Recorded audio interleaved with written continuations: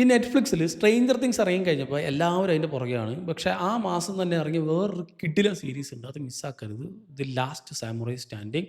Netflix ഇറങ്ങിയ അതേ മാസം തന്നെ, കഴിഞ്ഞ നവംബറിൽ തന്നെ ഇറങ്ങിയിട്ടുള്ള സീരീസാണ്. അധികം ആൾക്കാർ ഇതിനെപ്പറ്റി ചർച്ച ചെയ്യുന്നതോ അധികം ആൾക്കാർ ഇത് കണ്ടതായിട്ട് എനിക്ക് തോന്നിയില്ല. It's A very good show. വെറും 6 എപ്പിസോഡുകൾ മാത്രമേ ഉള്ളൂ. ഇതിൻ്റെ ഒരു പ്ലോട്ട് തന്നെ ഭയങ്കര ഇൻട്രസ്റ്റിംഗ് ആണ്. അതായത് നമ്മളിപ്പോൾ ഒരു സാമുറായി എന്നൊക്കെ, ലാസ്റ്റ് സാമുറായി സ്റ്റാൻഡിംഗ് എന്ന് പറയുമ്പോൾ തന്നെ അതിൻ്റെ പേരിൽ തന്നെ ഉണ്ട്. ഇപ്പോൾ സാമുറൈസിനെ ബേസ് ചെയ്തിട്ടുള്ള ഒരുപാട് സിനിമകളും സീരീസുകളൊക്കെ ഉണ്ട്. പക്ഷേ ഇതെങ്ങനെ ഇൻട്രസ്റ്റിംഗ് ആവുമെന്ന് വെച്ചാൽ ഇത് കംപ്ലീറ്റ്ലി ഫിക്ഷനാണ്. അതായത് ഈ സാമുറൈസിനൊക്കെ തന്നെ, അതായത് സാമുറായിയുടെ ഒരു എൻഡ് ഓഫ് ദി സാമുറായി പീരീഡ്, അങ്ങനത്തെ കുറേ സിനിമകൾ നമ്മൾ കണ്ടിട്ടുണ്ട്. പക്ഷേ ആ ഒരു സാമുറൈസിൻ്റെ ആ ഒരു യുഗം മുഴുവനായിട്ട് അവസാനിക്കാൻ പോകുന്ന ഒരു ടൈമിൽ, അതായത് ഗൺസൊക്കെ വന്നു, ജപ്പാനെ ഇൻഫിൽട്രേറ്റ്, ജപ്പാനിലല്ല, ജപ്പാനിലാണ് നടക്കുന്നത്. അതിൽ തന്നെ ഉള്ള അവരുടെ പൊളിറ്റിക്സും അതിൽ, അല്ലെങ്കിൽ അവരിലെ പോലീസ് സിസ്റ്റം വന്നു, അങ്ങനത്തെ കുറേ സിസ്റ്റംസ് വരുന്ന സമയത്ത് ഈ ഒരു സാമുറൈസിന് പിന്നെ ആർക്കും വേണ്ട, അത് കംപ്ലീറ്റ്ലി ആയിട്ട് ബാൻ ചെയ്യാൻ പോകുന്നുള്ള ഒരു അവസ്ഥ വരുന്ന സമയത്ത് ആകെ ഉള്ള കുറച്ച് എക്സിസ്റ്റിംഗ് ആയിട്ടുള്ള കുറച്ച് സാമുറായ്സ് ഉണ്ട്. അവർ ചില്ലറക്കാരൊന്നും ആയിരിക്കില്ല, വൻ കഴിവുള്ള, അതായത് വെറുതെ സാമുറായി എന്ന് പറഞ്ഞ് വാളും തൂക്കി നടക്കുന്നവരായിരിക്കില്ല.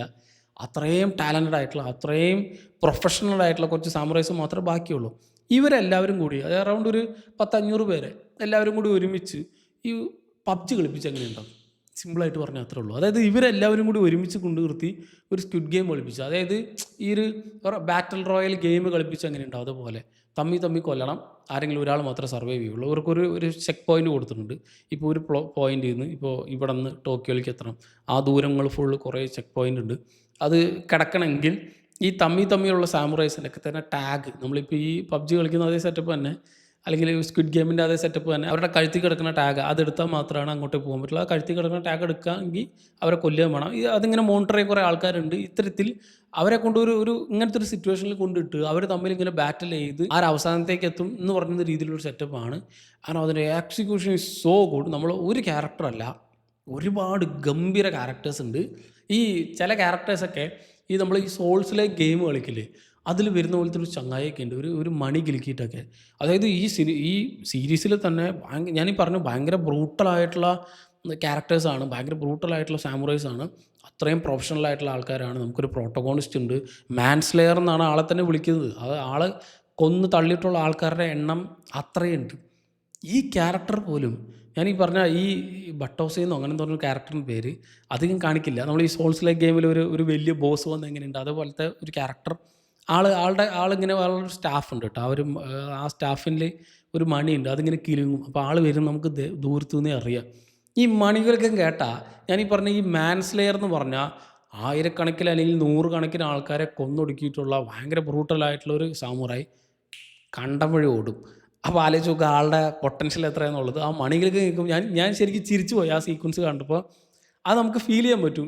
ആ ക്യാരക്ടർ അത്രയും പവർഫുൾ ആണെന്ന് പറഞ്ഞിട്ട് ജസ്റ്റ് ഒരു മണിക്കലുകത്തി കൂടെ അവർ, ഞാനും ചില സമയത്ത് ഇത്തരത്തിലുള്ള സോൾസിലെ ഗെയിമൊക്കെ കളിക്കുമ്പോൾ ചില ബോസിനെ കണ്ടാൽ നമ്മൾ കണ്ട വഴി ഓടില്ല, അവരുടെ അടുത്ത് പോലും പോകില്ല. ആ രീതിയിൽ എനിക്ക് ആ സാധനമൊക്കെ ഈ സീരീസിൽ ഭയങ്കരമായിട്ട് ഇഷ്ടമായി. കാരണം ഈ റിയൽ ഗെയിമിലൊക്കെ ചിലപ്പോൾ നടക്കുന്നതാണ്, അതേപോലെ തന്നെ റിയൽ ലൈഫിൽ നമ്മൾ ആളുടെ മുമ്പിൽ പെട്ടാൽ നമ്മളെങ്ങനെയാണ് കണ്ടം വഴി ഓടുക, അതേപോലെ തന്നെ ഭയങ്കര കുറേ സാധനങ്ങൾ ഇവർ ചെയ്യുന്നുണ്ട്. കുറേ ഗംഭീരമായിട്ടുള്ള ക്യാരക്ടർ, ഇവർ മാത്രമല്ല, കുറേ നല്ല പല ടെക്നിക്സ് ഉള്ള പല രീതിക്ക് കോമ്പാക്ട് സിസ്റ്റമൊക്കെ ഉള്ള കുറേ ക്യാരക്ടേഴ്സ് ഉണ്ട്.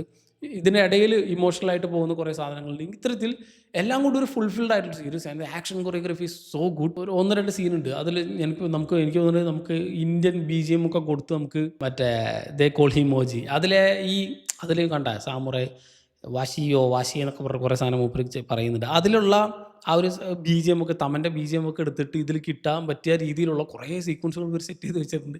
ഐ തിങ്ക് അത് ഇനി എഡിറ്റായിട്ടും കുറേ ആയിട്ട് വരും.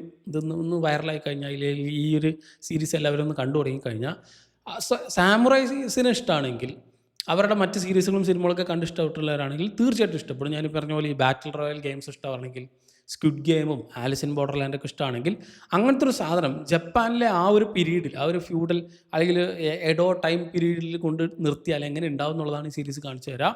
മേക്കിംഗ് അടിപൊളിയാണ്, ഇതിൻ്റെ സിനിമാറ്റോഗ്രാഫി അടിപൊളിയാണ്, ഇതിലെ ക്യാരക്ടേഴ്സൊക്കെ ഗംഭീരമാണ്. വെറും 6 എപ്പിസോഡുകൾ മാത്രമേ ഉള്ളൂ. ഇതിന് ഫസ്റ്റ് സീസൺ മാത്രമേ ഇറങ്ങിയിട്ടുള്ളൂ. ഇത് മാക്സിമം എല്ലാവരും കാണണം. കാരണം ഇതിൻ്റെ കഥ കഴിഞ്ഞിട്ടില്ല. ഞാനീ പറഞ്ഞില്ലേ, ഒരു ബാറ്റിൽ റോയൽ ഗെയിം കഴിഞ്ഞിട്ടില്ല. ഇത് കൊണ്ട് നിർത്തുന്ന സമയത്ത് അറൗണ്ട് ഒരു 100-120 സാമുറൈസ് പിന്നെയും ബാക്കിയുണ്ട്. അവരും കൂടി ഇനി ബാറ്റിൽ ചെയ്ത് ചിലപ്പോൾ ഒരു സെക്കൻഡ് സീസണോ തേർഡ് സീസണൊക്കെ കഴിഞ്ഞിട്ടായിരിക്കും ഇത് കംപ്ലീറ്റ് ചെയ്യുക. സോ നെറ്റ്ഫ്ലിക്സിൻ്റെ സ്ഥിരം പരിപാടിയുണ്ട്. നല്ല നമുക്കിഷ്ടപ്പെട്ട അടിപൊളിയും തോന്നുന്ന കുറേ സാധനങ്ങൾ അവർ സ്പോട്ടിൽ ക്യാൻസൽ ചെയ്യും. അങ്ങനത്തെ ഒരു പരിപാടി ഇതിന് വരരുത്.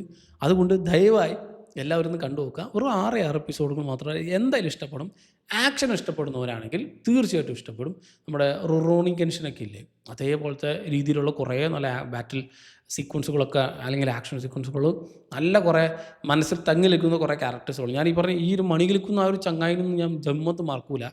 കാരണം ആ ക്യാരക്ടറൈസേഷൻ അങ്ങനെയാണ്. കണ്ടു നോക്കുക. മെയിൻ ക്യാരക്ടർ ആലോചിച്ച് നോക്കുക. മെയിൻ ക്യാരക്ടറും ഇതിൽ പ്രോട്ടഗോണിസ്റ്റ് ആനഗോണിസ്റ്റ് ഒന്നുമില്ല, എല്ലാവരും അങ്ങോട്ടും ഇങ്ങോട്ടുമാണ്. ഇതിലിപ്പോൾ ഭയങ്കര വില്ലനായിട്ടുള്ളൊരു ക്യാരക്ടറുണ്ട്.